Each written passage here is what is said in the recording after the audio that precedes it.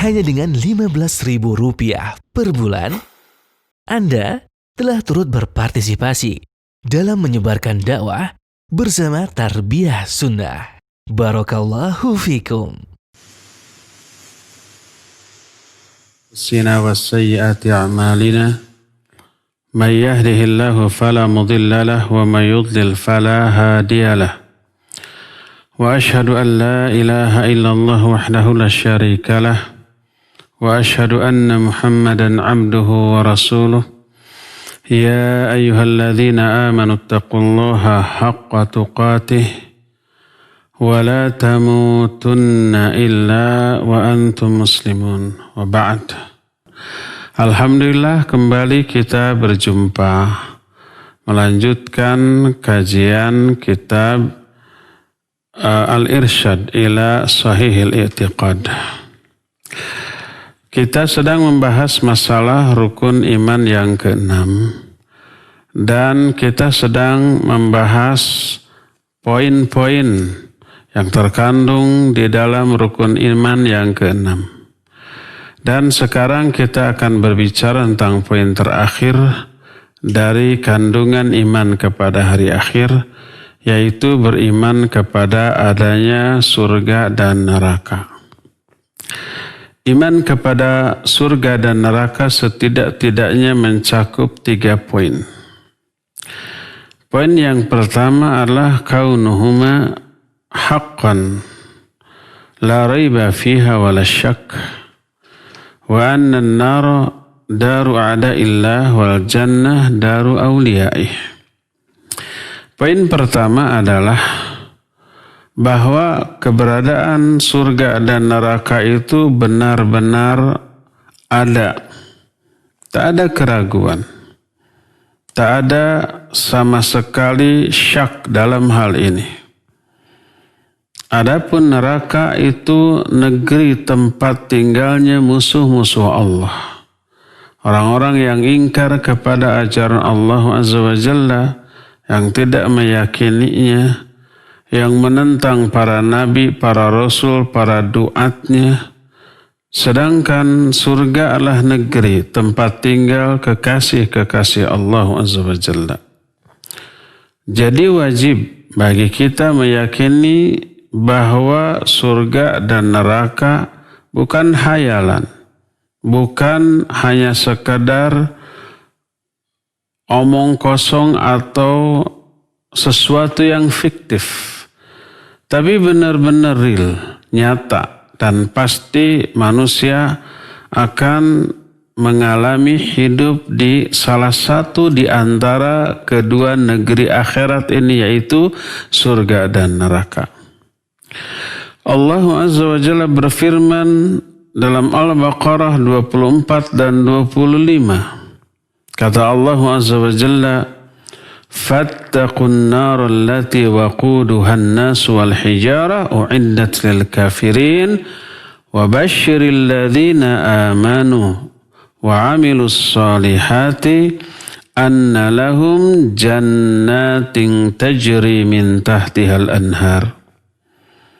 Kata Allah Azza wa Jalla, takutlah kalian semua kepada api neraka yang kayu-kayu bakarnya terdiri dari manusia dan batu-batu, disediakan bagi orang-orang kafir. Dan sampaikanlah berita gembira kepada orang-orang yang beriman dan beramal soleh, bahwa bagi mereka ada surga-surga yang banyak mengalir sungai-sungai di bawahnya. Dua ayat ini menerangkan tentang adanya neraka dan surga, dan banyak lagi ayat-ayat lain yang senada yang menunjukkan surga dan neraka adalah negeri yang hak, yang benar, bukan sekedar hayalan, bukan sekedar lamunan, bukan sekedar dongeng, bukan sesuatu yang fiktif, tapi benar-benar ada. Meyakini adanya surga dan neraka salah satu di antara syarat mutlak orang bisa masuk ke dalam surga dan bisa selamat dari api neraka. Sebuah hadis riwayat Imam Bukhari diterima dari Ubadah radhiyallahu an bahwa Nabi alaihi salatu wasallam bersabda, "Man syahida an la ilaha illallah wahdahu la syarikalah wa anna Muhammadan abduhu wa rasuluh wa anna Isa abdullahi wa rasuluhu wa kalimatuhu alqaha ila Maryam wa ruhum min wal jannatu haqqun wan naru haqqun adkhalahu Allahul jannata ala ma kana minal amal." Kata Nabi SAW, siapa yang bersaksi bahwa tidak ada sesembahan yang hak selain Allah, Dia yang esa, yang tidak ada sekutu baginya, juga bersaksi bahwa Muhammad itu hamba dan utusannya, juga bersaksi bahwa Isa adalah hamba Allah, utusan Allah, kalimah Allah yang Allah lemparkan kepada Maryam, juga ruh dari Allah. Nabi Isa itu ruh dari Allah. Maksud ruh dari Allah bukan ruh bagian dari diri Allah, bukan. Tapi ruh milik Allah, ciptaan Allah yang terpisah dari diri Allah. Ruhum minhu, taubahnya tak ada bedanya dengan rizkum minhu, rizki dari Allah. Apakah rizki dari Allah itu rizki tersebut bagian dari diri Allah? Bukan. Tapi rizki yang diciptakan oleh Allah diberikan kepada manusia. Tapi sesuatu yang terpisah dari diri Allah. Demikian juga ruh dari Allah. Ruh ini bukan bagian dari diri Allah, tapi makhluk ciptaan Allah. Diberikan kepada Nabi Isa, dilemparkan kepada rahim ibundanya yaitu yaitu Maryam binti Imran. Dan oleh karena itulah maka perkataan bahwa Isa adalah ruh dari Allah tidak berarti Isa memiliki hak uluhiyah, hak untuk disembah. Enggak. Karena bukan bagian dari diri Allah, bukan anaknya, bukan bagian apapun dari diri Allah. Dia hanya hamba. Makanya dikatakan wa anna Isa abdullahi wa rasuluh. Siapa yang bersaksi bahwa Isa adalah hamba Allah dan utusannya, dan kalimat yang Allah berikan kepada Maryam, dan ruh dari Allah. Wal jannatu haqqun wan naru haqqun, dan juga siapa yang bersaksi bahwa surga adalah hak, benar, neraka juga benar. Maka siapa orang yang bersaksi terhadap ke-6 poin tadi? Pertama, bersaksi la ilaha illallah. Kedua, bersaksi bahwa Muhammadlah hamba dan utusan Allah. Ketiga, bersaksi bahwa Isa adalah hamba Allah, utusan Allah, kalimah Allah, dan ruh dari Allah. Keempatnya, bahwa surga itu benar. Kelimanya, bahwa neraka itu juga benar. 5 poin, bukan 6, afan. Adkhalahullahul jannata ala ma kana minal amal. Allah pasti akan masukkan orang itu ke dalam surga, apapun amal yang dia lakukan. 5 poin ini, 2 diantaranya meyakini bahwa surga benar, bahwa neraka juga benar. Inilah poin pertama yang termasuk di dalam kandungan makna beriman kepada adanya surga dan neraka, yaitu mengimani bahwa surga dan neraka benar adanya. Wajib diyakini. Ini poin yang pertama.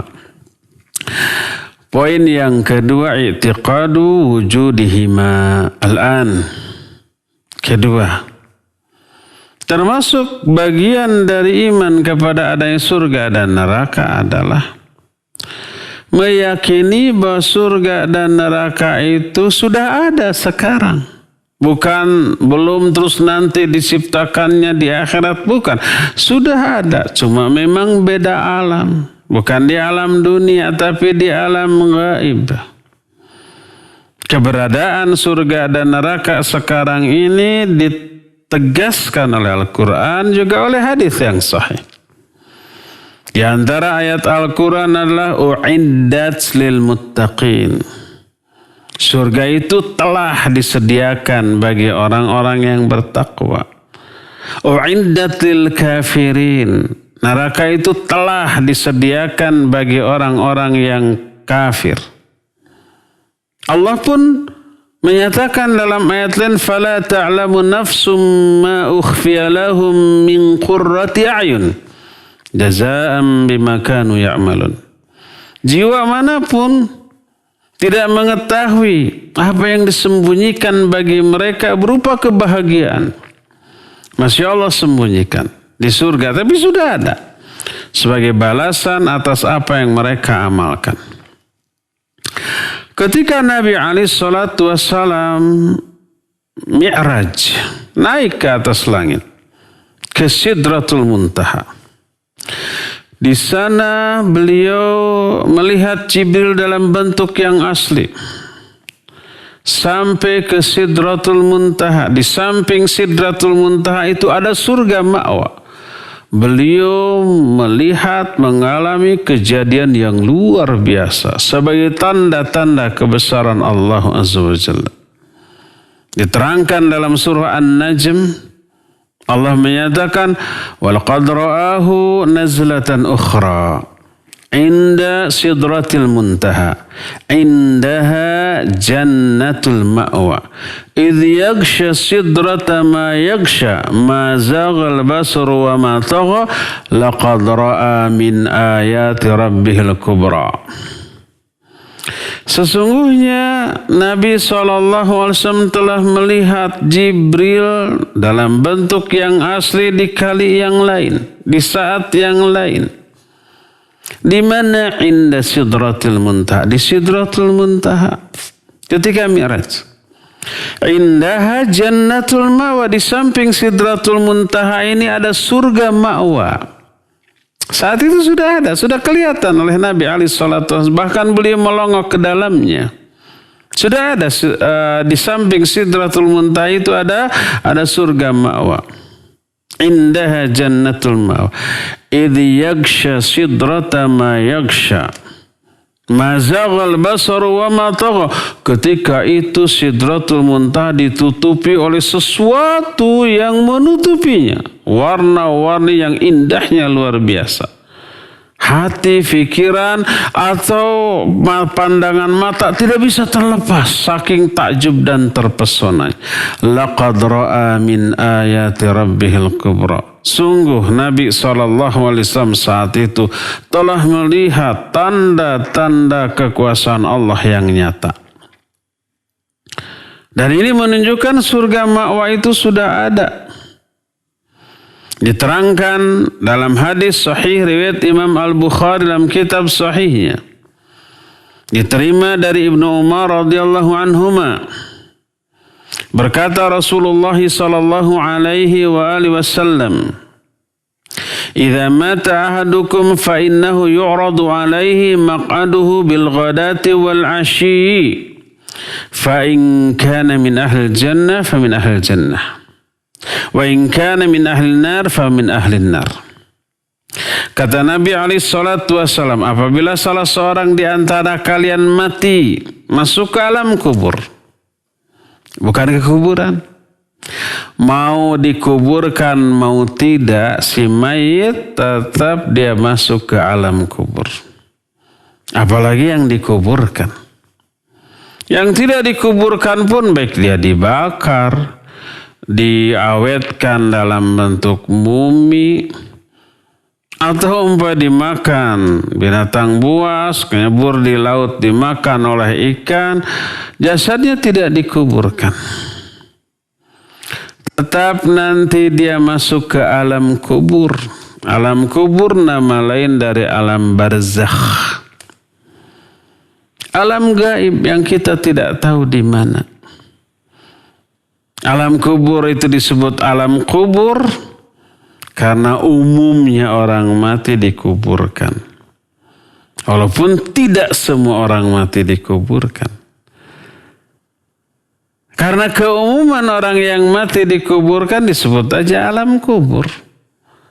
Pada hakikatnya walaupun tidak dikuburkan, semua orang yang mati pasti masuk ke alam kubur. Bila salah seorang di antara kalian mati masuk ke alam kubur, maka akan ditampakkan kepada dia tempat tinggalnya kelak di akhirat setiap pagi dan petang. Kalau dia calon penghuni surga, akan diperlihatkan surga kepadanya. Kalau dia penghuni neraka, calon penghuni neraka, akan diperlihatkan neraka kepadanya. Bahkan dalam hadis yang diterima dari Al-Barra bin Azib radhiyallahu an, setelah seorang mukmin masuk ke alam kubur lalu dibangkitkan dan ditanya oleh Munkar dan Nakir dan bisa menjawab, dia memperoleh nikmat kubur. Salah satu nikmat kubur yang dia rasakan, dibukakan pintu yang menuju ke surga. Lalu dari pintu surga itu bertiuplah angin surga ke alam kuburnya. Menunjukkan surganya sudah ada. Itu salah satu nikmat kubur yang semoga Allah Azza wa Jalla mentakdirkan memasukkan kita semua ke dalam orang-orang yang kelak akan memperoleh nikmat kubur di alam kubur seusai kematian kita. Amin. Adapun kalau dia itu orang kafir atau orang durhaka, masuk ke alam kubur setelah kematiannya, dibangkitkan, ditanya oleh Munkar Nakir, nggak bisa menjawab, dia akan memperoleh azab kubur. Salah satunya dibukakan pintu menuju neraka. Bertiup angin dari neraka, panasnya nggak ketulungan, bau busuknya nggak ketertahankan dan seterusnya. Itu salah satu di antara bentuk azab kubur. Semoga Allah melindungi kita, menjauhkan kita dari azab kubur. Dan ini menunjukkan surga dan neraka itu sudah ada. Masih dalam kitab Sahih Bukhari dari Abu Hurairah radhiyallahu an. Berkata Rasulullah sallallahu alaihi wasallam, kata Abu Hurairah, bainama nahnu inda Rasulillah sallallahu alaihi wasallam qala, بيننا أنا نائم رأيتني في الجنة فإذا امرأة تتوضأ إلى جانب قصر فقلت لمن هذا القصر فقالوا لعمر بن الخطاب فذكرت غيرته فوليت مدبرا فبكى عمر وقال عليك أغار يا رسول الله. Kata Abu Hurairah, ketika kami berada di samping Rasul sallallahu alaihi wasallam, tiba-tiba Nabi alaihi salatu wasallam bersabda, ketika aku sedang tidur aku mimpi. Mimpi Nabi alaihi salatu wasallam itu wahyu. Bukan sekedar sesuatu yang fiktif, yang dikarang-karang. Mimpi beliau adalah wahyu. Adapun mimpi selain beliau nggak boleh dipercaya, dijadikan sandaran. Kata beliau, ketika aku tidur, aku bermimpi, aku melihat diriku berada di surga. Ra'aituni fil jannah. Tiba-tiba ada seorang wanita sedang berwudu di samping sebuah istana yang sangat megah dan mewah, bagus. Aku bertanya, milik siapakah istana ini? Dijawab, ini milik Umar bin Khattab radhiyallahu an. Tiba-tiba aku teringat kepada sifat cemburunya Umar. Lalu aku pun berpaling dari istana tersebut. Ini disampaikan. Termasuk Umar ada di sana. Lalu menangislah Umar mendengar hal itu. Lalu berkata, apa mungkin aku cemburu kepada engkau ya Rasulullah. Ini hadis menunjukkan bahwa surga itu sudah ada. Bahkan Nabi SAW melihat istana yang megah bagi Umar bin Khattab di sana. Masih dalam kitab Sahih Bukhari dari Abu Dzar dan Abu Sa'id radhiyallahu anhuma. Berkata Nabi alaihi salatu wasallam, "Abridu bis shalah fa inna shiddatal har min fayhi jahannam." Abridu bis shalah. Dinginkan panasnya cuaca itu dengan salat. Karena sungguhnya dahsyatnya cuaca panas ini termasuk dari hawa api neraka Jahannam. Masih dalam Sahih Bukhari dari Abu Hurairah radhiyallahu an. Dia berkata, telah bersabda Rasulullah alaihi salatu wasallam, "Ishtakat an-naru ila rabbiha. Faqalat rabbi akala ba'di ba'dha. فأذن لها بنفسين نفس في الشتاء ونفس في الصيف فأشد ما تجدون في الحار وأشد ما تجدون من زمهرير."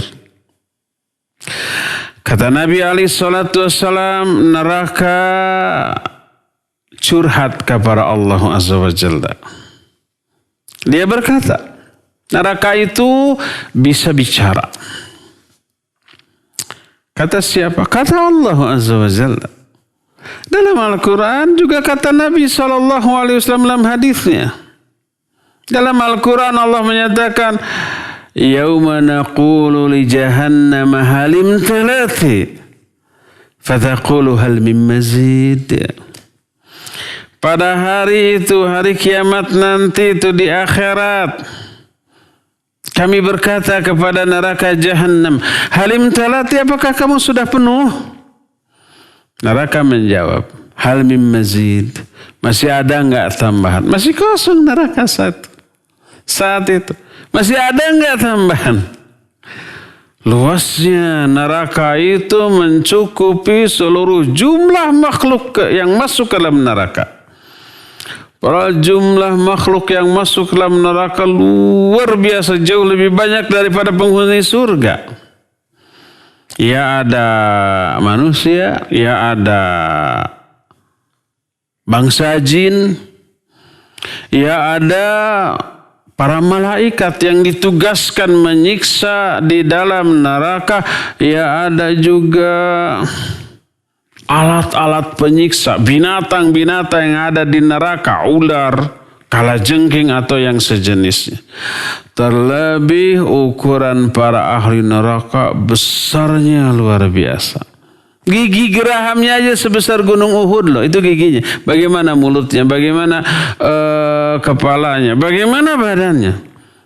Tempat duduk satu ahli neraka menghabiskan tempat sejarak antara Makkah dan Madinah. Satu orang ya. Walaupun ukuran para ahli neraka besar-besar, jumlahnya amat sangat banyak, neraka belum penuh juga. Yauma naqulu li jahannam halim talati fataqulu hal min mazid. Saat itu kami berkata kepada Jahannam, "Penuh enggak kamu?" Neraka menjawab, "Masih ada enggak tambahan?" Neraka itu bisa bicara. Ini hadis riwayat Imam Bukhari dari Abu Hurairah radhiyallahu an, "Ishtakatin naru ila rabbiha." Neraka itu mengeluh, curhat kepada Allah. Dia berkata, "Rabbi akala ba'di ba'dha." Ya Allah, sebagian dari diriku memakan sebagian yang lain.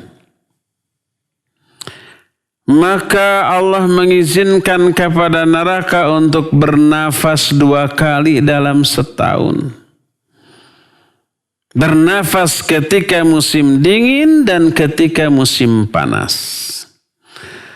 Ketika musim dingin dia menghisap. Ketika musim panas dia berhembus.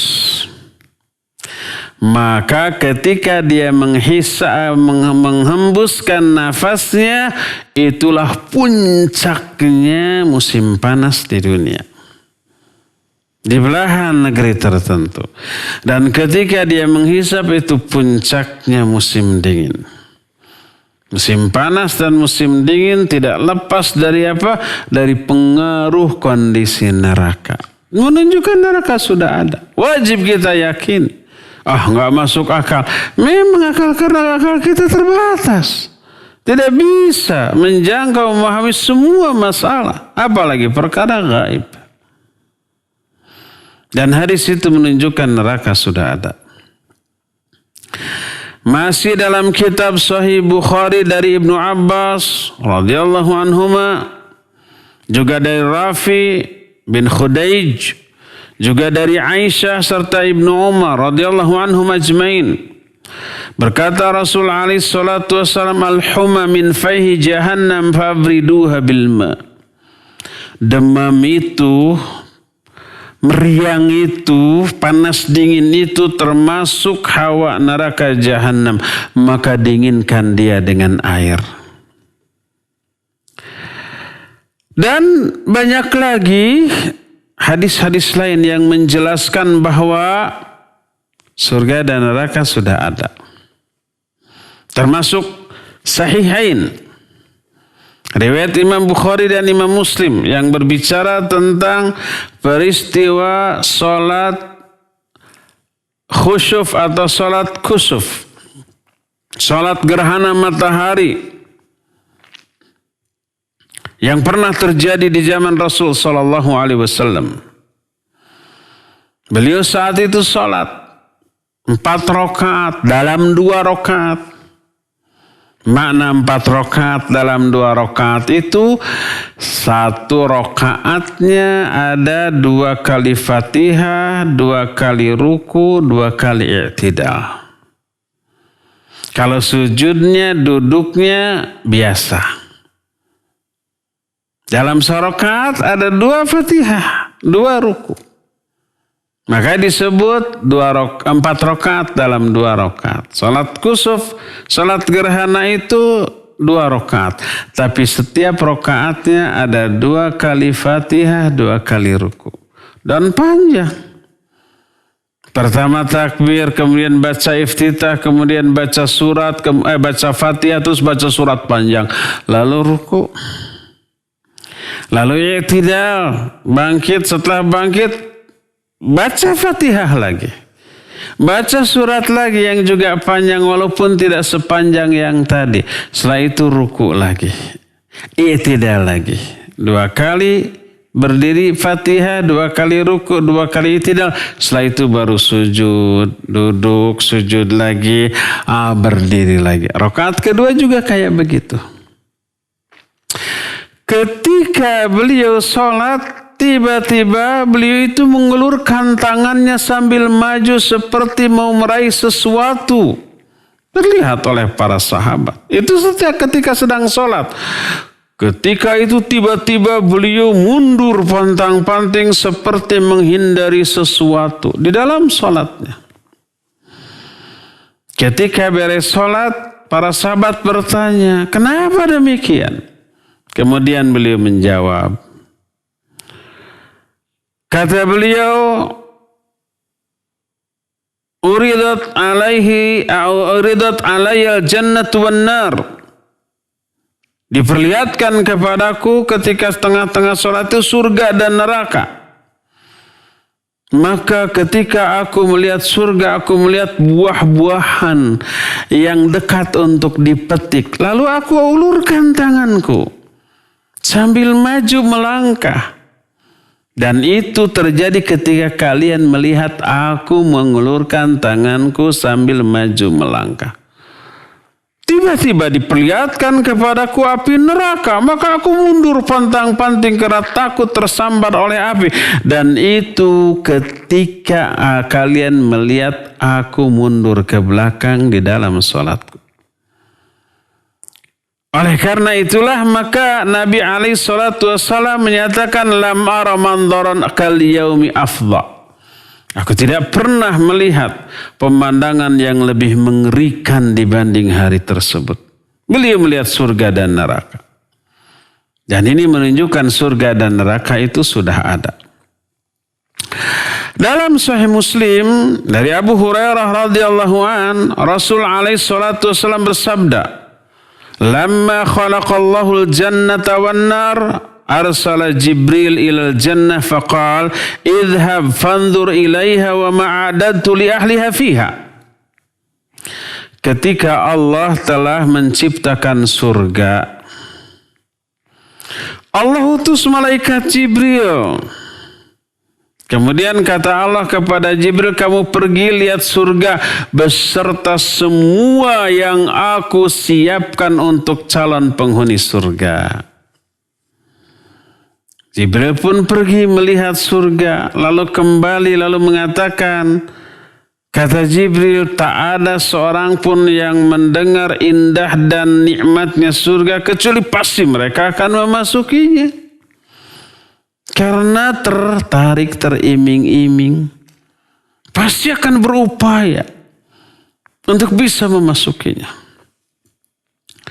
Lalu Allah Azza wa Jalla memenuhi jalan-jalan menuju surga itu dengan berbagai macam godaan, cobaan, penderitaan, kanyeri, kaperi, hal-hal yang tidak mengenakan. Lalu disuruh lagi Jibril, kamu pergi lagi ke sana dan lihat ada apa di sana. Dilihat lagi oleh Jibril, lalu kembali lalu berkata, ya Allah, aku khawatir tak ada seorang pun yang bisa masuk ke dalam surga. Karena ternyata jalan menuju surga itu berat. Banyak godaannya, banyak halangannya, banyak kendalanya. Tak semua orang mampu secara istiqamah tegar, istiqamah di atas jalan itu. Karena apa? Karena beratnya penderitaan yang harus teralami di tengah jalan menuju surga. Lalu Allah menciptakan neraka. Lalu memerintahkan Jibril, Jibril lihat. Pergilah Jibril. Lalu datang kemudian, ya Allah, tak ada seorang pun di antara hambamu yang mendengar dahsyatnya api neraka, kecuali pasti mereka akan menjauhinya. Lalu oleh Allah itu jalan-jalan menuju neraka itu dipenuhi oleh hal-hal yang menyenangkan. Kenikmatan, kesenangan, kebahagiaan semu sementara di dunia dan yang sejenisnya. Lalu merintahkan lagi Jibril. Jibril pergi dan lihat. Pergilah Jibril dan melihat. Lalu dia kembali, lalu berkata, ya Allah, aku khawatir tak ada seorang pun yang bisa selamat dari api neraka. Karena apa? Jalan menuju api neraka itu menyenangkan.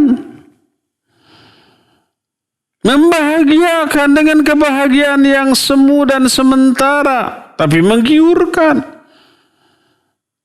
Walaupun tahu akhir dari jalan itu adalah jurang neraka yang dahsyat, orang kebanyakan nggak peduli. Saking menyenangkannya jalan menuju ke sana.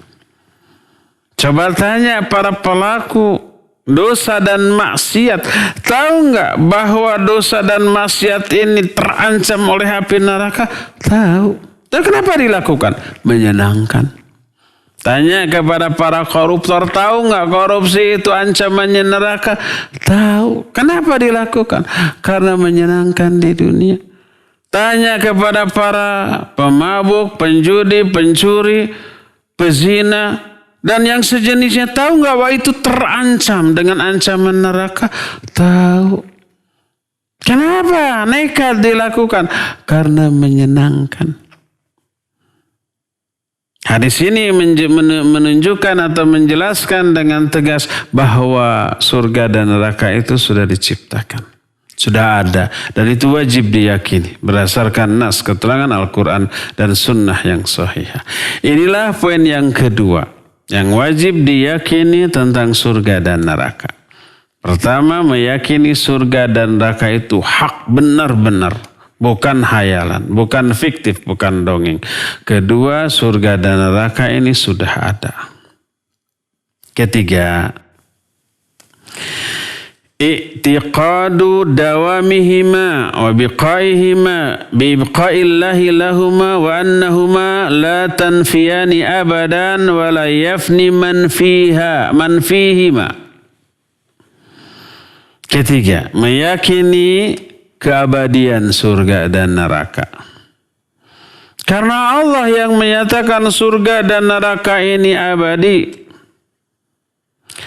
Juga meyakini surga dan neraka tidak akan pernah musnah, tidak pernah hilang, tidak akan pernah hancur beserta kenikmatan yang ada di surga, penderitaan yang ada di neraka, dan para ahlinya, para ahli surga dan para ahli neraka. Wajib diyakini kekekalan surga dan neraka. Karena nas Quran dan hadis yang sahih tentang masalah itu. Salah satunya diterangkan oleh Allah dalam Al-Quran. Surah At-Taubah 110, juga At-Taghabun ayat 9 dengan lafaz yang sama. Allah menyatakan khalidina fiha abada. Dzalikal fawzul azim. Mereka kekal di dalamnya selama-lamanya. Dan itulah keberuntungan yang sangat besar. Ini tentang ahli surga. Allah pun berfirman dalam Al-Quran, dalam surah Ad-Dukhan ayat 56-57, kata Allah, la yadhuquna fiha al-mauta illa al-mautatal ula wa waqahum azabul jahim fadlan min rabbika dzalika huwal fawzul azim. Para ahli surga di dalamnya tidak akan pernah mengalami kematian lagi selain kematian pertama ketika di dunia. Allah memelihara menjaga mereka dari azab neraka jahim sebagai karunia dari Allah, dan itulah keberuntungan yang sangat besar. Ini tentang surga.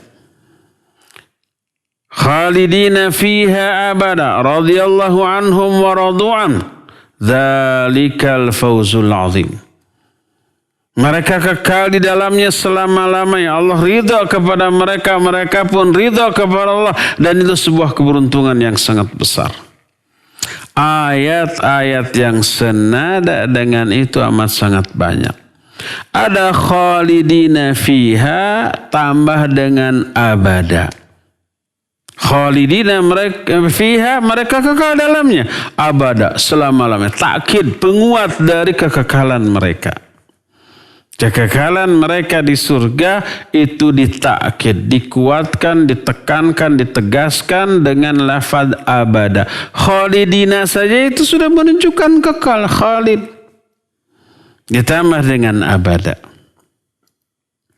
Termasuk juga ahli neraka. Allah Azza wa Jalla berfirman dalam Al-Quran di dalam surah An-Nisa 168-169. Innal ladzina kafaru wa zalamu lam yakunillahu liyaghfira lahum wa la liyahdiyahum tariqan illa tariqa jahannam khalidina fiha abada. Kata Allah, sesungguhnya orang-orang kafir dan orang-orang yang zalim, Allah tidak akan mengampuni mereka, tidak akan menunjuki mereka ke jalan apapun kecuali jalan menuju jahannam khalidina fiha abada, dan mereka kekal di dalam neraka jahannam itu selama-lamanya. Ya sudah kekal, ya juga selama-lamanya. Mereka itu tidak akan pernah bisa keluar dan tidak mati di dalamnya. Keluar tidak bisa, mati pun tidak. Allah berfirman di antaranya dalam surah Al-Baqarah 167. Kata Allah, wa ma hum bi kharijina minan nar, mereka itu tidak bisa keluar dari api neraka. Di dalam surah Fatir 36 dan 37 Allah menyatakan walladzina kafaru lahum naru jahannam la yuqda alaihim fayamutu ولا يخفف عنهم من عذابها كذلك نجزي كل كفور وهم يصطرخون فيها ربنا أخرجنا نعمل صالحا غير الذي كنا نعمل أولم نعمركم ما يتذكر فيه من تذكر وجاءكم النذير فذوقوا فما للظالمين من نصير. Kata Allah Azza wa Jalla, dan orang-orang yang kafir, bagi mereka akan diberikan neraka jahanam. Mereka tidak dicabut nyawanya lalu mati di dalamnya, tidak, hidup terus. Wala yukhaffafu anhum min adzabiha, dan mereka tidak diringankan azabnya sedikit pun. Azabnya tambah lama, tambah kencang, tambah dahsyat. Demikianlah kami memberi balasan kepada setiap yang kafir. Mereka berteriak di dalam neraka, ya Allah, keluarkan kami, kembalikan lagi ke alam dunia. Kami janji akan beramal soleh yang berbeda dengan amal yang dahulu kami lakukan. Dahulu waktu di dunia kami amalnya amal salah, syirik, kufur, bid'ah, dosa, maksiat gitu. Sekarang kami janji, kembalikan kami ke dunia, kami akan iman dan beramal soleh. Apa jawaban Allah? Awalam nu'ammirkum ma yatadzakkaru fihi man tadzakkar wa ja'akum nadhir. Bukankah kami telah memberikan umur kepada kalian yang cukup bagi setiap orang yang mampu mengambil pelajaran untuk bisa mengambil pelajaran, dan telah kami datangkan kepada kalian pemberi peringatan.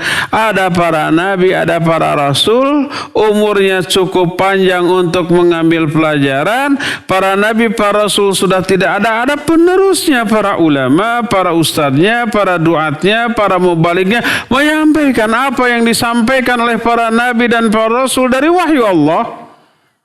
Umur cukup untuk bisa ngambil pelajaran. Lebih malah. Umur yang diberikan oleh Allah, mereka manfaatkan meraih gelar S1, S2, S3 sampai profesor. Lebih dari cukup. Kadang orang mengambil meraih gelar tidak hanya 1-2 bidang, tapi banyak bidang. Sampai saking pinter dan saking rajinnya menuntut ilmu, gelarnya lebih panjang daripada namanya. Ada gelar di awal, ada gelar di akhir. Kenapa untuk mengambil pelajaran dari Allah nggak bisa? Awalam nu'ammirkum ma yatadzakkaru fihi man tadzakkar. Bukankah kami telah memberi waktu, memberi umur yang cukup? Yang cukup bagi siapa saja yang bisa mengambil pelajaran untuk mengambil pelajaran. Wa ja'akumun nadhir. Dan telah datang kepada kalian pemberi peringatan. Ada ustaz yang menerangkan, ada mubalig, ada daya, ada ulama, dan sejenisnya. Sekarang fadzuqu fama lidh-dhalimina min nasir. Sekarang rasakan azab ini. Maka bagi orang-orang yang zalim seperti tak ada seorang pun yang mampu memberikan pertolongan. Dan banyak lagi ayat-ayat lainnya yang menjelaskan bahwa neraka itu abadi. Surga juga abadi, abadi pula siksa di dalam neraka, abadi pula orang yang ada dalam neraka. Abadi nikmat di surga, abadi juga orang yang menikmati seluruh kenikmatan di surga. Nggak merasakan kematian atau nggak dikurangin azab itu sedikit pun, nggak dikurangin nikmat itu sedikit pun. Kenapa tidak mati? Baik penghuni surga ataupun penghuni neraka. Karena nanti kematiannya dibunuh oleh Allah, dimatikan. Matinya sudah mati. Karena mati sudah mati, nggak ada lagi mati setelah itu. Karena matinya sudah mati. Diterangkan dalam hadis sahihain. Riwayat Imam Bukhari dan Imam Muslim dalam dua kitab sahihnya diterima dari Abu Sa'id Al-Khudri radhiyallahu an bahwa Nabi alaihi salatu wasallam bersabda, yu'ta bil mauti ka hayati kabshin amlah fayunadi munadin ya ahlal jannah fayasra'ibuna wa yanduruna fayaqul hal ta'rifuna hadha fayaquluna na'am hadzal maut wa kulluhum qad ra'ah fayudhbah thumma yaqul ya ahlal jannah khulud fala maut wa ya ahlan nar khulud fala maut thumma qara'a wa anzirhum yawmal hasarah idh qudiyal amru wa hum fi ghaflatin wa hum la yu'minun. Kata Nabi SAW, setelah seluruh ahli surga masuk ke dalam surga, seluruh ahli neraka masuk ke dalam neraka. Termasuk orang-orang muslim yang berdosa besar, ahli maksiat. Mereka masuk ke dalam neraka sampai habis dosanya oleh siksanya, lalu diangkat dimasukkan ke dalam surga. Akhirnya mereka menjadi ahli surga. Sudah, ahli neraka hanya ada ahli neraka yang kekal dalam neraka. Ahli surga adalah ahli surga yang kekal dalam neraka, nggak pindah lagi. Lalu didatangkanlah kematian dalam bentuk seekor kambing besar yang bertanduk. Lalu ada yang menyeru, hai ahli surga. Lalu para ahli surga itu melihat semuanya, memperhatikan. Kalian tahu nggak apa ini? Dijawab oleh para ahli surga, ya kami tahu itu adalah kematian. Disimbolkan sebagai kambing yang bertanduk besar. Hei ahli neraka, kalian tahu nggak ini apa? Mereka menjawab, ya itu adalah kematian. Mereka pernah melihat kematian itu karena pernah mengalaminya ketika di dunia. Disembelihlah kambing tersebut. Kambing itu adalah apa? Kematian. Matilah kambing itu, matilah kematian itu. Maka karena kematian sudah mati, nggak akan ada lagi mati yang teralami baik oleh ahli surga ataupun ahli neraka. Lalu berkatalah dia kepada ahli surga, hai ahli surga, sekarang kalian abadi, tak akan ada lagi kematian yang kalian alami. Mendengar itu ahli surga yang tadinya sudah senang, sudah bahagia, sudah gembira dengan seluruh kenikmatan yang mereka rasakan di surga, tambah senang lagi, tambah bahagia lagi, tambah gembira. Karena kegembiraan, kesenangan, kebahagiaan, kenikmatan ini tak akan ada lagi akhirnya. Abadi, gak akan ada lagi kematian karena matinya sudah mati. Ya ahlan nar khulud fala maut. Hai ahli neraka, kalian sekarang abadi, nggak akan ada lagi kematian. Maka ahli neraka yang sudah sedih, menderita, sengsara karena mengalami azab yang dahsyat, tambah sedih karena kematiannya sudah tiada, kematiannya sudah mati. Mereka tidak akan pernah mati lagi di dalamnya, abadi kekal selama-lamanya. Lalu Nabi SAW membacakan Al-Quran yang terdapat di dalam surah Maryam ayat yang ke-39. Wa anzirhum yaumal hasarah idh qudiyal amru wa hum fi ghaflatin.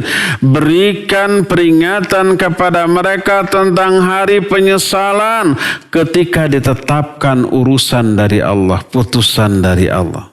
Yaitu abadinya penghuni surga, abadinya kekekalannya ahli neraka.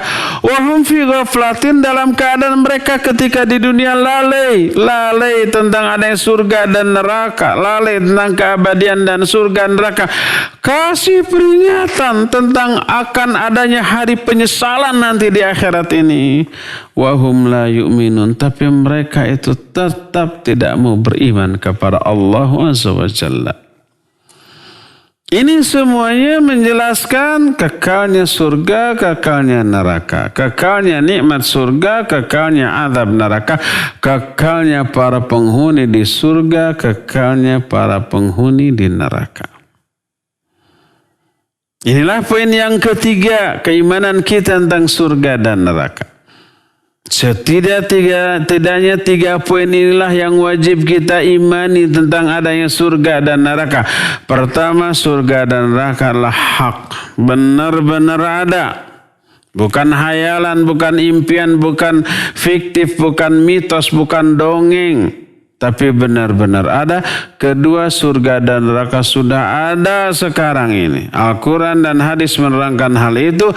Dan yang ketiganya adalah bahwa surga dan neraka kekal abadi selama-lamanya. Kekal juga yang ada di dalamnya, kekal juga para penghuninya dan tak ada akhirnya. Tak ada kematian, tak ada juga pengurangan dari azab bagi ahli neraka, tak ada juga pengurangan dari nikmat bagi para ahli surga. Ya, inilah penjelasan tentang surga dan neraka. Cukup sampai di sini saja dahulu dan kita sekarang masuki sesi tanya jawab dan kepada Al-Akhal Fadil Ari di studio radio Raja Cilengsi dipersilapkan untuk memandu tanya jawab dengan pendengar, pemirsa dan para netizen. Wassallallahu ala nabiyina Muhammadin wa ala alihi wa ashabihi wasallam. Silakan Ari.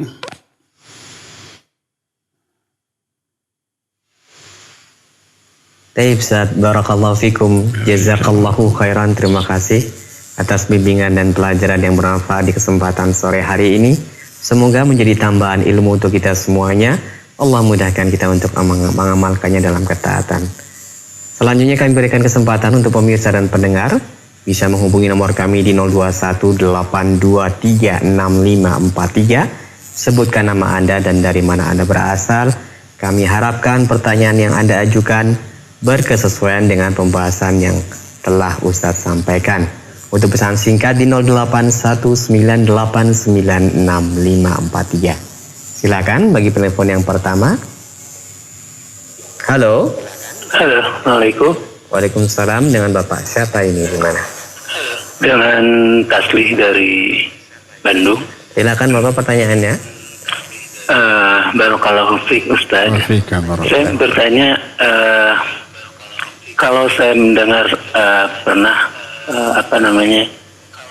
orang yang terakhir masuk surga itu dia memohon terus kepada Allah dan kemudian digeser dan seterusnya. Yang saya pertanyakan adalah jaraknya antara surga dan neraka itu sejauh apa Ustaz? Yeah. Barakallahu fiik Ustaz. Jazakallahu khairan katsiran. Silakan Iya. Father. Taib, wa fika barakallah Pak Taslih dari Bandung. Sejauh apa jarak surga dan neraka? Tidak ada penjelasan secara fisik berapa ribu mil atau kilometer. Tapi yang jelas itu dua alam yang berbeda. Karena apa? Karena nas hadis menyatakan siapa yang berbuat begini, begini dan begini, lam yarih raihatal jannah. Dia tidak akan bisa mencium baunya surga. Padahal baunya surga tercium dari jarak sekian-sekian. Sejauh apapun pasti tercium. Kecuali kalau beda alam. Makna dia tidak akan bisa mencium baunya surga, artinya dia akan ke neraka, terancam dengan neraka. Karena beda alam. Kalau sudah beda alam tidak akan bisa mencium baunya surga. Menunjukkan itu sangat amat sangat jauh. Adapun keterangan baik ayat atau hadis tentang adanya dialog antara penghuni surga dan penghuni neraka. Penghuni surga bertanya kepada penghuni neraka sakar, ma salakakum fis saqar? Seperti dalam surah Al-Muddathir. Mereka menjawab, lam naku minal musallin, wa lam naku nut'imul miskin. Sampai ayat-ayat yang berikutnya. Itu tidak berarti jarak surga dan neraka itu berdekatan. Karena secara teknis bagi Allah mudah, jangankan bagi Allah. Bagi manusia saja dengan teknologi di zaman sekarang, puluhan ribu kilometer orang dipisahkan dengan jarak yang sangat jauh. Bisa nggak dialog saling tatap muka? Bisa. Dengan video call, dengan Skype, dengan Zoom sekarang seolah-olah bertatap-tatapan. Padahal amat sangat jauh, puluhan ribu kilometer jaraknya. Manusia bisa, apalagi Allah Azza wa Jalla. Cuma bagaimana keadaannya, apakah melalui teknologi seperti itu atau gimana? Wallahu a'lam bishawab. Teknologi yang Allah bikin jauh lebih canggih daripada yang dibuat oleh manusia. Jadi adanya ayat atau hadis yang menerangkan dialog penghuni surga dan neraka tidak menunjukkan surga dan neraka jaraknya sangat dekat, enggak. Berbeda alam. Termasuk dipindahkannya orang yang ada di dalam neraka dipindahkan ke surga. Seperti ahlul kabair minal muslimin.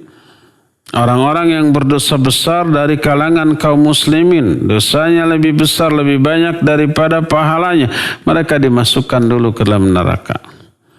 Setelah lunas dosanya dengan azabnya, dipindah ke surga. Apakah tinggal loncat? Ya tentu saja tidak. Allah yang memprosesnya. Dan itu amat sangat mudah bagi Allah Azza wa Jalla. Ya. Jadi tidak ada keterangan yang menerangkan jarak antara surga dan neraka. Adapun proses dialog ahli surga dan ahli neraka, proses kepindahan ahli neraka atau orang di neraka ke surga, itu sebuah proses yang akan dilakukan oleh Allah Azza wa Jalla dengan cara atau kaifiat yang wallahu alam tidak tahu kita bagaimana caranya, tapi tidak menunjukkan bahwa antara surga dan neraka itu berdampingan sehingga dialog bisa kemudian tinggal loncat pindah, enggak bisa seperti itu ya. Wallahu a'lam bissawab. Silakan lagi Ari.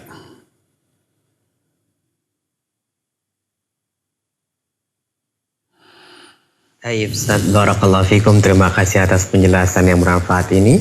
Semoga menjadi tambahan ilmu untuk kita semuanya. Selanjutnya kami persilahkan untuk telepon yang kedua. Halo. Halo. Silakan. Assalamualaikum. Ya, halo. Halo, assalamualaikum. Waalaikumsalam warahmatullahi wabarakatuh. Dengan Bapak siapa ini di mana? Ya, dengan Mbak Aula di Makassar, Ustaz. Silahkan Bapak langsung pada pertanyaannya. Ya, ini Ustaz, saya pernah dengar ada salah satu Ustaz yang ceramah katanya itu dosa bid'ah lebih besar daripada dosa kesyirikan. Apa itu betul memang Ustaz? Iya, terima kasih atas pertanyaannya Bapak. Iya. Assalamualaikum warahmatullahi wabarakatuh. Waalaikumsalam warahmatullahi wabarakatuh. Silakan Ustaz. Hamba Allah dari Ujung Pandang ya. Makassar. Sama ya Makassar dan Ujung Pandang. Barakallahu fiik. Benarkah bahwa dosa bid'ah itu lebih besar daripada syirik? Bisa benar, bisa tidak. Tergantung apa? Tergantung jenis kebid'ahannya. Ada yang bid'ah mukaffirah, ada yang ghair mukaffirah. Makna bid'ah mukaffirah adalah kebid'ahan yang menyebabkan pelakunya kufur, murtad, keluar dari Islam. Ya, itu bisa lebih berbahaya daripada syirik. Karena apa? Karena kalau perbuatan syirik, madaratnya, bahayanya hanya untuk si pelaku perbuatan syirik. Adapun kebid'ahan, berbicara tentang kebid'ahan yang menyebabkan pelakunya keluar dari Islam, dia berbicara kepada orang lain. Mempengaruhi orang lain lalu terpengaruh. Maka dia selain murtad, dia memurtadkan orang lain. Dan ini yang dimaksud dengan sebuah ayat yang juga dijadikan dalil oleh Imam Ibn Qayyim rahimahullahu ta'ala, bahwa berbicara tentang Allah tanpa ilmu lebih berbahaya daripada syirik. Allah berfirman, "Qul innama harrama rabbi al-fawahish ma dhahara minha wa ma batana wal baghya wal itham wa an tusyrika billahi ma lam yunazil bihi sultanan wa an taqulu 'ala Allahi ma la ta'lamun." Katakan oleh Muhammad, hanyalah Allah mengharamkan kepadaku pertama al-fawahish, perbuatan-perbuatan keji baik yang terang-terangan ataupun yang tersembunyi. Kemudian al-baghyu, kemudian al-itham. Kemudian kalian menyekutukan Allah, berbuat syirik dengan sesuatu yang Allah tidak menurunkan keterangan tentangnya. Terus yang terakhir kalian berbicara tentang Allah tanpa ilmu. Kata Imam Ibn Qayyim, ayat ini menjelaskan tentang 5 dosa-dosa terbesar, dimulai dengan dosa besar yang paling kecil. Pertama, fawahish. Yang kedua, al-itham. Ketiga, al-baghyu. Keempat, syirik. Nah, di atas syirik ada yang lebih besar, yaitu kalian berbicara tentang Allah tanpa ilmu. Seperti kalangan mujassimah umpamanya menyatakan Allah itu berjisim, berjasad seperti jasad dan jisimnya manusia. Allah bertangan seperti tangan manusia. Allah berkaki seperti kaki manusia. Allah bermata seperti mata manusia. Ya, divisualisasikan Allah menyerupai seperti makhluk, seperti manusia. Itu syirik. Karena menyamakan sifat-sifat Allah dengan sifat-sifat makhluknya. Maka berbicara tentang Allah tanpa ilmu lalu omongannya salah dan keliru mempengaruhi orang banyak. Dan itu lebih berbahaya. Kalau orang berbuat syirik menyembah patung berhala, yaitu syirik, madaratnya hanya untuk dia. Orang lain yang tidak ikut-ikutan menyembah patung, tidak ikut terimbas atau terciprati dosanya. Adapun orang berbicara tentang kekufuran, berbicara tentang Allah tapi tanpa ilmu, hanya dengan royu, dengan otak, akhirnya terjerumus ke dalam kekafiran atau perbuatan syirik, maka sama dengan menyamakan Allah dengan sifat-sifat makhluknya. Dia berbicara, dia tidak hanya membahayakan, memadaratkan dirinya sendiri, tapi juga orang lain. Maka ya, itu lebih besar bahayanya dan dosanya daripada syirik. Berdasarkan nas firman Allah di dalam ayat yang tadi kita bacakan. Itu kalau bid'ahnya bid'ah mukaffirah. Adapun kalau bid'ahnya ghair mukaffirah, kebidahannya tidak menyebabkan pelakunya keluar dari Islam, tidak menyebabkan dia kufur, maka dosanya tentu saja lebih kecil daripada dosa syirik. Dosa syirik itu sebesar-besar dosa yang apabila terbawa mati tidak ditobati, dosanya tidak diampuni dan dia kekal dalam neraka. Adapun kebidahan yang tidak mukafirah, tetap dia pelakunya muslim. Walaupun muslim yang berdosa besar. Oleh karena itulah maka sebagai seorang muslim kalau dia mati dalam keadaan demikian dan tidak ditobati sampai akhir hayatnya, dia tetap wajib diperlakukan sebagai seorang muslim pada umumnya. Disolatkan, dimandikan, dikafani, dikuburkan di pekuburan kaum muslimin dan dimintakan ampunan dan rahmat. Didoakan. Mungkin gak dia ke surga? Pasti dia ke surga pada akhirnya. Apakah pasti ke neraka dulu? Belum tentu. Mungkin ke neraka dulu, mungkin tidak. Tergantung dosa bid'ahnya nanti sebanyak apa dibandingkan dengan jumlah pahala yang dia kumpulkan dari amal soleh dan ibadah yang diterima oleh Allah ketika di dunia. Tetap pada akhirnya ayat yang menyatakan fa'amma man thaqulat mawazinuh fahuwa fi 'ishatin radiyah wa amma man khaffat mawazinuh fa ummuhu hawiyah. Orang yang lebih banyak atau lebih berat timbangan amal baiknya daripada dosanya, dia akan berada dalam kehidupan yang diridhoi. Walaupun dia ada dosa, baik dosa itu dosa biasa, maksiat, dosa kecil, dosa besar termasuk kebidahan, ya, ada dosanya. Tapi dibanding amal ibadahnya lebih gede amal ibadahnya. Fahuwa fi 'ishatin radiyah. Dia akan berada dalam kehidupan yang dia itu senang, dia ridha, dia bahagia di sana.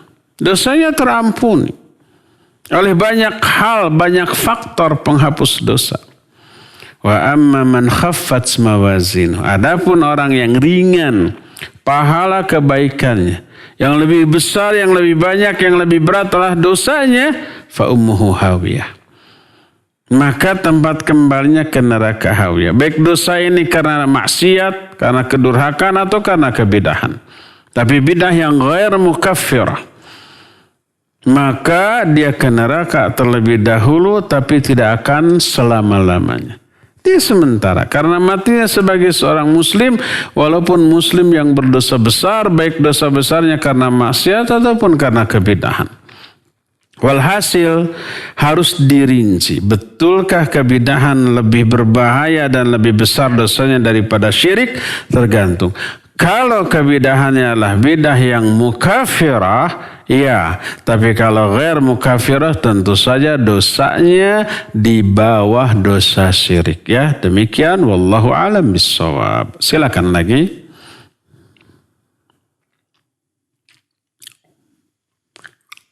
Nah, Ustaz, barakallahu fikum, terima kasih atas jawaban yang bermanfaat yang telah disampaikan.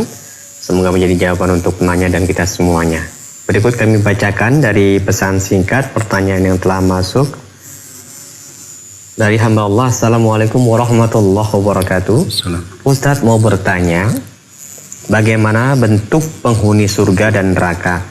Apakah sama bentuk dan rupanya dengan manusia di bumi? Apakah menurut surga dan neraka bisa saling melihat? Silahkan, Ustaz. Barakallahu fiik. Bagaimana bentuk ahli surga dan ahli neraka? Adapun ahli surga, ahli surga ukuran fisiknya seukuran Nabiullah Adam alaihissalatu wassalam ketika beliau diciptakan. Tingginya 60 hasta. Satu hasta itu hampir setengah meter. Tingginya Nabi Adam sekitar 28 atau 29 meter. Usianya sekitar 30 atau 33 tahun. Seluruh ahli surga nanti akan masuk ke dalam surga. Kondisinya sama dengan kondisi Nabi Adam. Tingginya hampir 30 meter, usianya sekitar 30 sampai 33 tahun. Sebab usia seperti itu adalah puncak stamina yang dirasakan oleh seorang manusia berpadu dengan sudah mulai matangnya dan dewasanya dalam bersikap. Kalau umpamanya belasan tahun sampai 20 tahun mungkin staminanya kuat, tetapi psikisnya yang belum matang. Di atas 40 tahun sudah dewasa, sudah matang, tapi sudah menurun kondisi fisiknya. Oleh karena itulah maka para ahli surga berada dalam puncak kematangan dan puncak stamina. Sekitar usia 30 sampai 33 tahun. Nah, itulah kondisi para ahli surga. Adapun wajahnya dikenali sebagai wajah seperti yang kita kenali di dunia ini. Tidak akan berubah. Kecuali ketampanannya setiap saat berubah menjadi lebih tampan daripada sebelumnya, menjadi lebih cantik daripada sebelumnya. Sehingga riwayat menyatakan ketika seorang lelaki ahli surga pergi keluar meninggalkan istrinya, dia di luar terkena angin surga dan berakibat dia jauh lebih tampan daripada ketika dia berangkat. Ketika dia pulang kembali menemui istrinya, istrinya berkata, "Demi Allah, engkau jauh lebih tampan dibanding ketika engkau meninggalkanku tadi." Suaminya berkata, "Demi Allah, engkau jauh lebih cantik dibanding ketika aku meninggalkanmu tadi." Tambah cantik, tambah tampan, tambah cinta, tambah sayang, tambah kangen. Itu yang terjadi. Sekalipun umpamanya ketika di dunianya secara fisik tidak tampan, tidak cantik, jelek katakanlah, tapi begitu masuk ke dalam surga, raut wajahnya tetap, tapi dalam kondisi yang terlihat amat sangat tampan, amat sangat cantik, dan ketampanan dan kecantiknya bertambah setiap saat, setiap kali terkena angin surga. Semoga Allah Azza wa Jalla memasukkan kita semua ke dalam ahli surga tanpa harus merasakan azab dulu dalam neraka. Allahumma rzuqna husnul khatimah waj'alna birahmatika min ahlil jannah. Ya Allah, rizkikan kepada kami mati dalam keadaan husnul khatimah dan masukkan kami dengan rahmatmu ke dalam surga. Adapun ahli neraka berbeda keadaannya. Ahli neraka itu fisiknya jauh lebih besar daripada ahli surga. Sudah diterangkan tadi, giginya ahli neraka sebesar gunung Uhud. Satu tempat duduk ahli neraka menghabiskan tempat sejarak Mekah dan Madinah. Ketebalan kulit ahli neraka setebal 3 mil. Sebagaimana yang diterangkan dalam hadis-hadis sahih tentang masalah itu. Dan itu untuk lebih merasakan azab yang lebih dahsyat bagi mereka. Karena kita tahu yang dibakar ini kulit. Dan si kulitlah yang merasakan penderitaan ataupun sakit ataupun panas dan yang sejenisnya. Kalau kulitnya itu sudah terkelupas habis semua, tinggal daging saja, maka sudah tidak ada syaraf perasa di sana, maka tidak akan ada rasa apa-apa lagi di daging dan di tulangnya. Makanya Allah menyatakan dalam Al-Quran, setiap kali kulit-kulitnya habis terbakar, kami ganti dengan kulit yang baru, liyadzuqul azab, agar mereka merasakan dahsyatnya azab tersebut. Oleh karena itulah maka ukuran para ahli neraka berbeda dengan ukuran para ahli surga. Ahli neraka jauh lebih besar daripada ahli surga yang tadi diterangkan, ya. Demikian wallahu a'lam bissawab. Nah, sekarang apakah saling mengenal enggak? Ya, tentu saja saling mengenal. Ayat Al-Qur'an dan hadis menerangkan ada dialog antara sama ahli surga. Saling melihat enggak? Bisa melihat. Ahli surga berkata, dulu saya ada teman ketika di dunia yang hampir-hampir menyesatkan saya. Saya ingin tahu bagaimana keadaan dia. Diperlihatkan ternyata dia berada dalam neraka. Allah memperlihatkan dia. Bisa melihat ya, kalau ahli surga ingin melihat beberapa orang tertentu keadaannya dalam neraka, Allah perlihatkan dan bisa melihat. Ya, demikian wallahu a'lam bissawab. Silakan lagi Ari.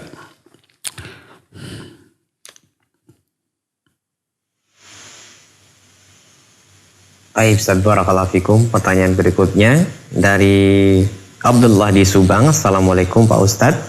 Bagaimana bagi orang muslim yang tadinya ahli maksiat tapi sudah berhenti dari perbuatan maksiatnya dan mencoba untuk bertobat dan bahkan sudah berjuang untuk menjadi yang orang soleh? Apakah ada harapan bagi dirinya bisa mencium bau surga atau masuk dalam surga? Silahkan Ustaz. Barakallah. Hamba Allah di Subang. Ahli maksiat kemudian berhenti dari kemaksiatannya lalu berubah menjadi ibadah. Ahli ibadah. Apakah ada harapan nggak bisa masuk surga? Tergantung.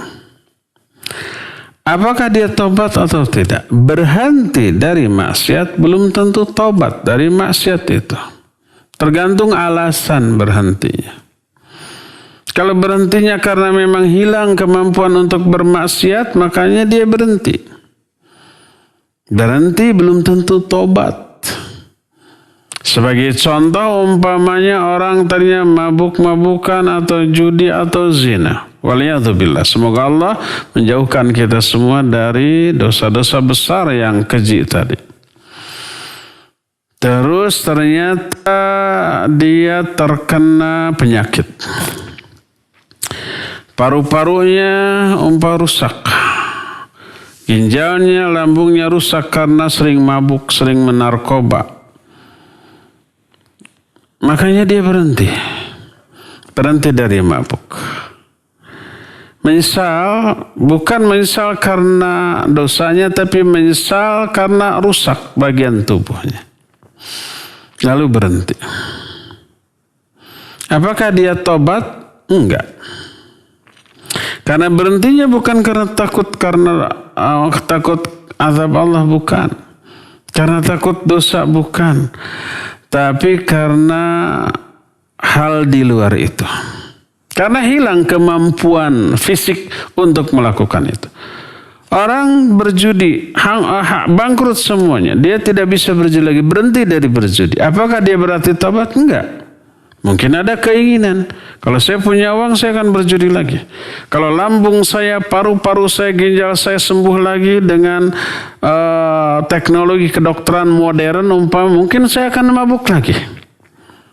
Umpamanya seorang tukang berzinah lalu terkena penyakit impoten atau apa, sehingga berhenti dari perzinahan. Apakah berarti dia tobat? Enggak tobat. Kalau umpamanya dia memiliki kemampuan untuk berzinah kembali, dia akan melakukan lagi, maka dia tidak tobat. Berhenti tidak berarti tobat. Maka dosanya tidak diampuni, walaupun berhenti. Agar dosanya diampuni wajib tobat. Syaratnya setidaknya ada 3. Pertama, benar-benar berhenti dari hal itu. Kedua, menyesal. Karena menyesal ada rasa nggak suka, benci kepada semua perbuatan tadi. Ketiga, bertekad tidak mengulang kembali. Walaupun umpamanya saya masih punya kemampuan, saya bertekad berhenti, tidak mengulang kembali. Kalau saya mau, saya masih bisa berbuat. Uang ada, kesehatan masih ada, tapi saya berhenti. Kenapa?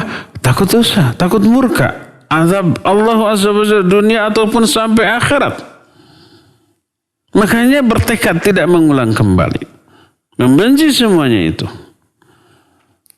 Maka kalau 3 hal ini terpenuhi, maka dia disebut dengan sebutan taubatan nasuha. Imbangi dengan yang lain, ikhlas. Karena Allah tadi, bukan karena orang. Saya berhenti, saya mampu berbuat lagi, tapi berhenti apa? Karena malu atau karena takut terkena penyakit umpamanya. Maka itu bukan karena Allah, tapi karena dunia, karena makhluk, karena sesama manusia. Maka wajib ikhlas karena Allah Azza wa Jalla. Ya. Jadi kalau seorang yang tanya ahli maksiat berhenti karena tobat, karena takut akan murka dan azab Allah Azza wa Jalla, sekalipun dia masih memiliki kemampuan untuk melakukan dosa itu, tapi dia berhenti dan bertekad tidak kembali, menyesal dan benci kepada semua perbuatan dosa yang pernah dilakukan, maka terhapuslah dosanya. Allah berfirman, ya ayyuhalladzina amanu tubu ilallahi taubatan nasuha asa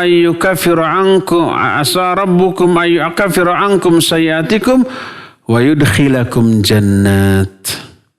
Kata Allah Azza wa Jalla, "Hei orang-orang yang beriman, taubatlah kalian kepada Allah dengan sebenar-benarnya taubat." Sebenar-benarnya taubat itu memenuhi syarat-syarat yang tadi. Kalau rincian detailnya ada 7 tuh syarat. Pertama berhenti, kedua menyesal, ketiga bertekad tidak mengulang kembali, keempat kalau dosanya berkaitan dengan hak orang, kembalikan hak itu kepada orang itu. Kelimanya ikhlas karena Allah. Keenamnya lakukan sebelum sakarat. Ketujuhnya lakukan sebelum matahari terbit dari sebelah barat. Kalau 7 ini syarat ini terpenuhi, itu yang disebut dengan taubatan nasuha. Asa rabbukum ayyukaffir ankum sayyiatikum wa yudkhilakum jannat. Maka Allah akan menghapus semua dosa-dosa kamu dan akan memasukkan kamu ke dalam surga. Ya, sebesar apapun dosa yang pernah dilakukan oleh seseorang yang ahli durhaka, dia berkesempatan untuk masuk surga tanpa ke neraka dulu kalau dia benar-benar taubat. Maka perhatikan 7 syarat taubatan nasuha tadi. Pertama, berhenti dari dosa itu. Kedua, menyesal, dan dalam menyesal ada kebencian kepada dosa itu. Ketiganya, bertekad tidak mengulang kembali. Keempat, kalau dosanya berkaitan dengan hak orang, kembalikan hak itu kepada dia. Kelimanya, ikhlaslah. Taubatnya karena Allah, bukan karena orang, bukan karena kepentingan dunia. Keenam dan ketujuhnya berkaitan dengan waktu. Lakukan sebelum sakarat, lakukan sebelum matahari terbit dari sebelah barat. Itulah yang disebut dengan taubatan nasuha. Maka dia terhapus seluruh dosanya tanpa ada yang tersisa. Bersih lagi, suci lagi. Nabi SAW menyatakan, "At-taibu binadzam kaman la dzamba lahu." Orang yang bertobat dari dosa seperti orang yang tidak memiliki dosa sama sekali. Dihapus lagi, bahkan diberikan pahala akan tobatnya, dan dia berkesempatan masuk surga, bukan hanya mencium baunya surga, tapi masuk dalam surga, menikmati seluruh kebahagiaan di surga tanpa tersentuh oleh api neraka sedikit pun sebelumnya. Asal tobatnya dengan taubatan nasuha, ya. Ya, demikianlah penjelasan kita di sore hari ini. Cukup sampai di sini. Insyaallah kita akan berjumpa kembali di hari Jumat yang akan datang. Subhanakallahu bihamdik, asyhadu an la ilaha illa anta, astaghfiruka wa atubu ilaik, walhamdulillah rabbil alamin. Wassalamualaikum warahmatullahi wabarakatuh.